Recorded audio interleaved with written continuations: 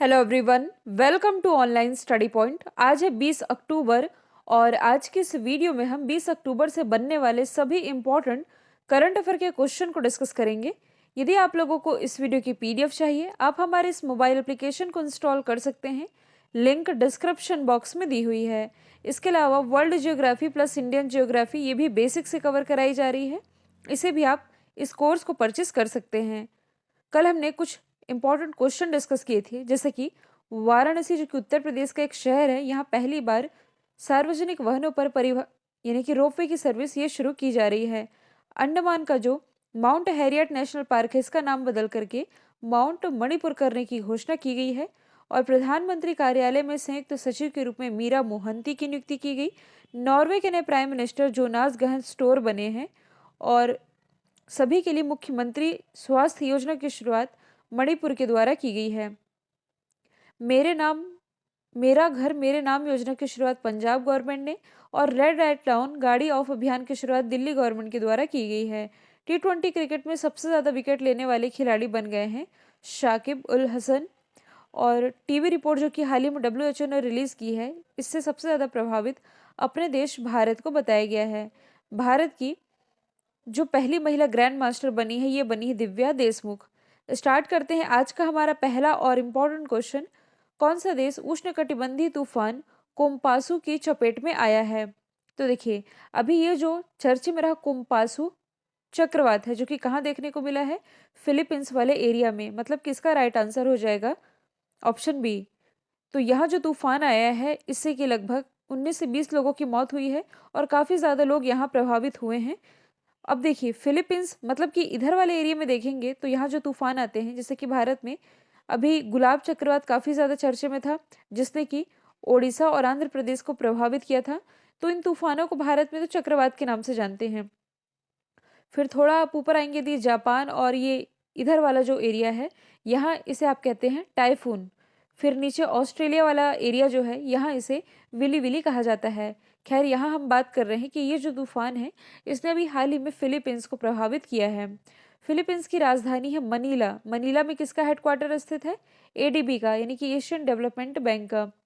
और Asian development के अध्यक्ष तो आप जानते हैं मात्सुगु असाकावा हैं। लेकिन यहाँ से मैं उपाध्यक्ष का नाम बताने वाली हूँ, क्योंकि उपाध्यक्ष जो है, इनका नाम चर्चे में था अशोक लवासा। भारतीय मूल के हैं।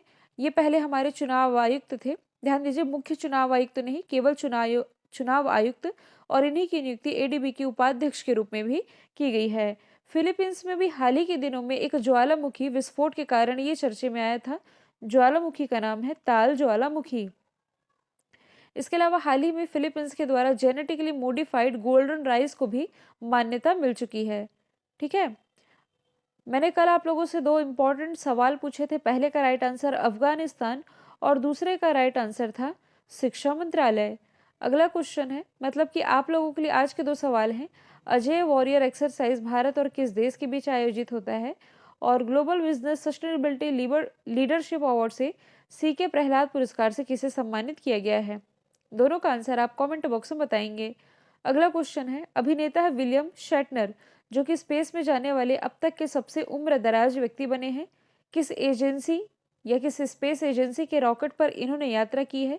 तो सबसे पहले आप इनकी इमेज देख लीजिए। विलियम शेटनर, जो कि अंतरिक्ष की यात्रा पर जाने वाले अभी तक के सबसे उम्र दराज व्यक्ति बने हैं और इन्होंने रॉकेट पर यात्रा की। तो ये रॉकेट था ब्लू ऑरिजन का। अच्छा, ये जो ब्लू ऑरिजन है, ये किसकी कंपनी है? ये कंपनी है जेफ बेजोस की। सॉरी, मैंने गलती से स्पेस एक्स लिख दिया। तो जेफ बेजोस, जो कि अमेजोन के मालिक है, इन्हीं की एक प्राइवेट स्पेस कंपनी है, जिसे आप ब्लू ऑरिजन के नाम से जानते हैं। देखिए, इन्होंने जो कपड़े पहने हैं, मतलब कि इनका जो सूट इन्होंने डाला हुआ है, इसमें ब्लू ऑरिजन साफ साफ लिखा हुआ है। इनकी उम्र की यदि हम बात करें, क्योंकि सबसे उम्र दराज है, 90 साल इनकी उम्र है। और इसी के साथ इन्होंने अंतरिक्ष की यात्रा तय कर ली है। न्यू शेफर्ड अंतरिक्ष यान में अभी 4 यात्रियों को अंतरिक्ष में भेजा गया था, जिसमें कि ये एक थे। अच्छा, अंतरिक्ष में जाने का क्या मतलब होता है? तो मैंने पहले भी बताया था कि पृथ्वी से 100 किलोमीटर ऊपर, मतलब कि यदि आप धरती से देखेंगे तो 100 किलोमीटर ऊपर कोई रेखा नहीं होती, एक काल्पनिक रेखा मानी जाती है। 100 किलोमीटर की ऊंचाई पर, कि यदि आप इसे क्रॉस कर लेते हैं तब माना जाएगा कि आप अंतरिक्ष हो आए हैं, है ना। तो ये कर्मन रेखा ये क्रॉस कर चुके हैं और इस तरह ये अंतरिक्ष पर जाने वाले सबसे उम्रदराज व्यक्ति बने हैं। ब्लू ऑरिजन के इस रॉकेट में ये बैठकर रवाना हुए थे। अच्छा, इसी ब्लू ऑरिजन का एक रॉकेट था न्यू शेफर्ड, जिस पर जेफ बेजोस ने अंतरिक्ष की यात्रा की थी। स्पेस एक्स ये किसकी कंपनी है? तो ये कंपनी है टेस्ला के मालिक एलन मस्क की। ठीक है।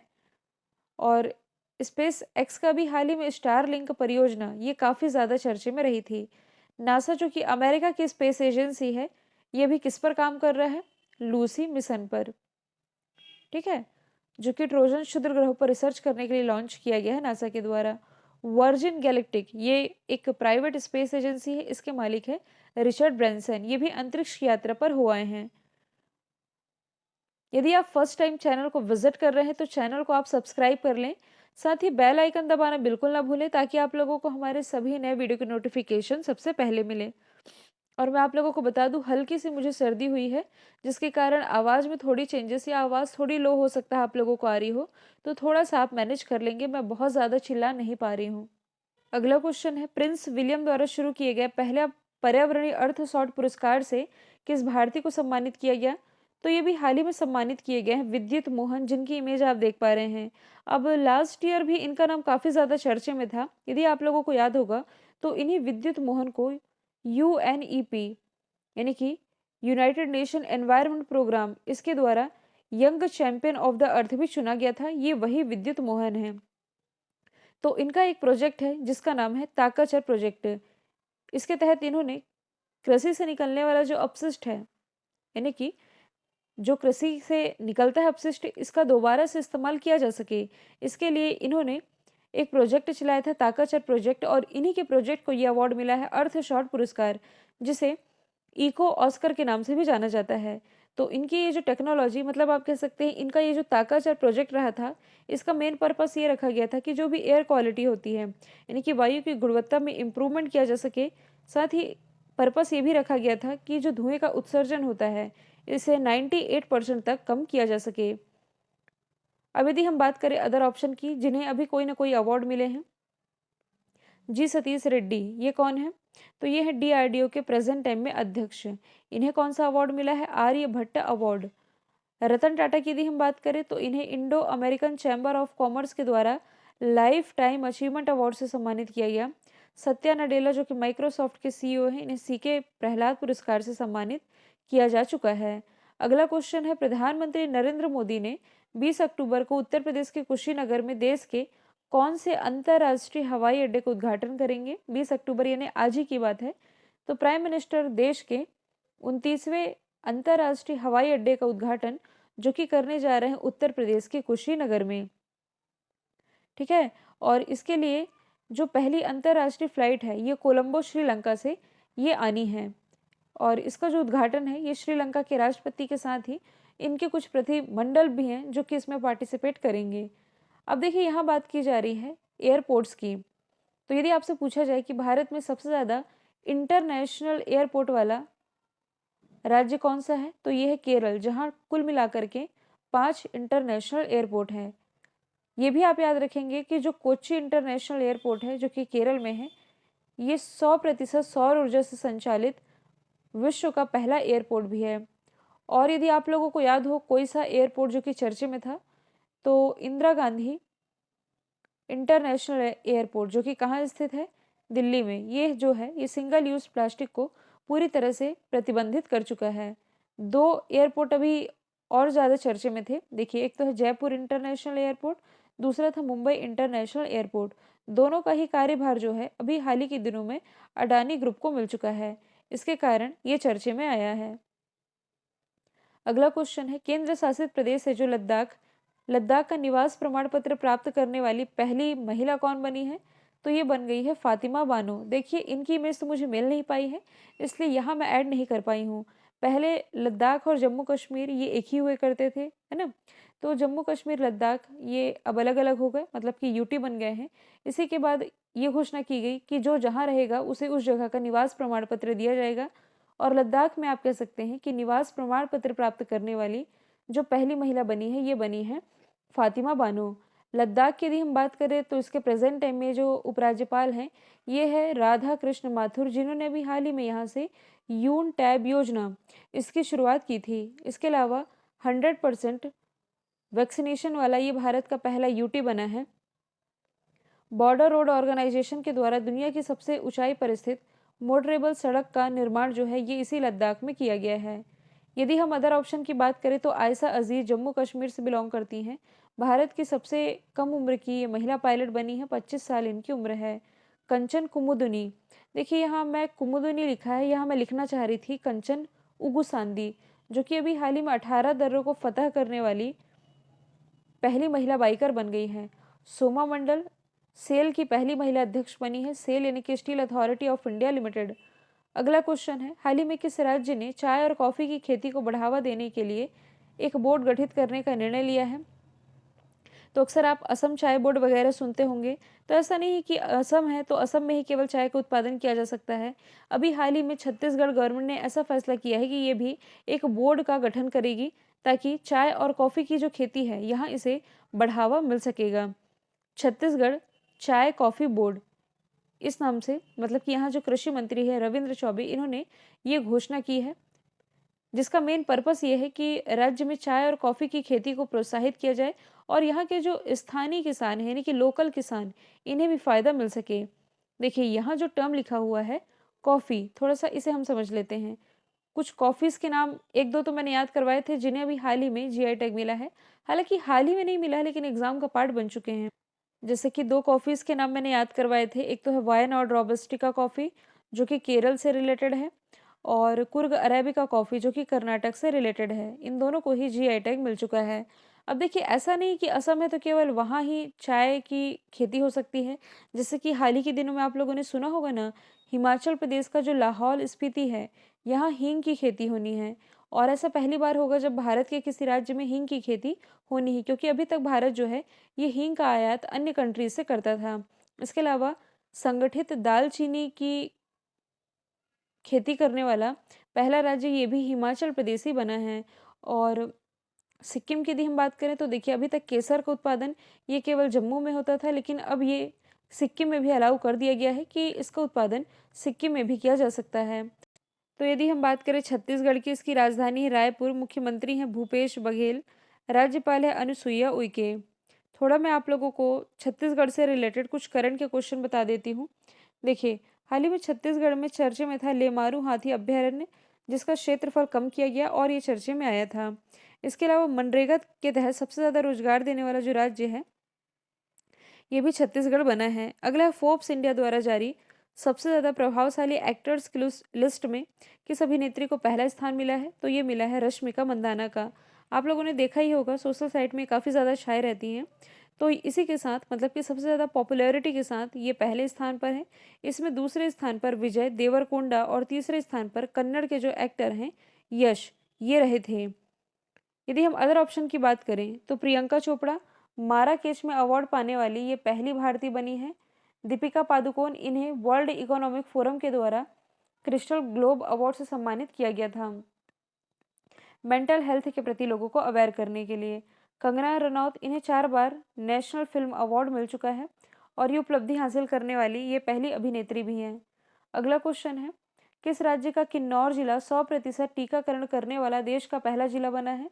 तो देखिए ये जो किन्नौर जिला है, बेसिकली ये तो है हिमाचल प्रदेश का, जिसने कि अपनी सभी वयस्क आबादी का, इन्हें आप कह सकते हैं 18 से अधिक उम्र के लोगों का, इसने की पूरी तरह से वैक्सीनेशन कंप्लीट कर लिया है और ये उपलब्धि हासिल करने वाला पहला ये जिला बन गया है।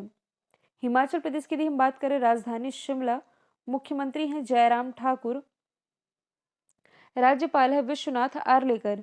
देखिए हिमाचल प्रदेश का काजा जिला, ये भी अभी काफ़ी ज़्यादा चर्चे में था, क्योंकि दुनिया का सबसे ऊंचाई पर स्थित ई व्हीकल सर्विस स्टेशन इसी काजा में स्थापित किया गया है। इसके अलावा ई कैबिनेट और ई परिवहन की सुविधा शुरू करने वाला पहला राज्य ये भी हिमाचल प्रदेश ही है, आप लोगों को मालूम ही है। अगला क्वेश्चन है, भारत में रूसी फिल्म महोत्सव का अम्बेसडर किसे नियुक्त किया गया है? तो हाल ही में जो इम्तियाज़ अली हैं, जो कि एक दिग्गज निर्देशक यानी कि डायरेक्टर हैं, ये होंगे अम्बेसडर। भारत में जो रूसी फिल्म महोत्सव होना है, अभी से शुरू हो चुका है, जो कि 27 नवंबर तक चलना है और ये डिज्नी प्लस हॉटस्टार में प्रीमियर किया जाना है। यदि हम बात करें अमिताभ बच्चन जी की, तो आप जानते ही हैं ये किसके ब्रांड एम्बेसडर हैं। आईडीएफसी फर्स्ट बैंक के ये पहले ब्रांड एम्बेसडर हैं। इसके अलावा इन्हें दादा साहब फाल्के अवार्ड से भी सम्मानित किया जा चुका है। जो अभिनेता हैं धर्मेंद्र, इन्हें भी हाल ही में अमेरिका के न्यू जर्सी के द्वारा लाइफ टाइम अचीवमेंट अवार्ड से सम्मानित किया गया। अनुपम खेर से रिलेटेड एक किताब मैंने आप लोगों को याद करवाई थी, your best day is today. अगला है IBBI, यानी कि insolvency and bankruptcy board of India. इसके अध्यक्ष के रूप में किसे नियुक्त किया गया है? तो ये भी हाल ही में नवरंग सैनी की नियुक्ति की गई है IBBI के अध्यक्ष के रूप में। ठीक है, केवल नाम ही याद रखना, बहुत ज़्यादा इसमें जानने की ज़रूरत तो है नहीं। जैसे कि अरुण कुमार मिश्रा हो गए, AK गोयल, रितेश चौहान, इनकी भी नियुक्ति कहीं ना कहीं तो की गई।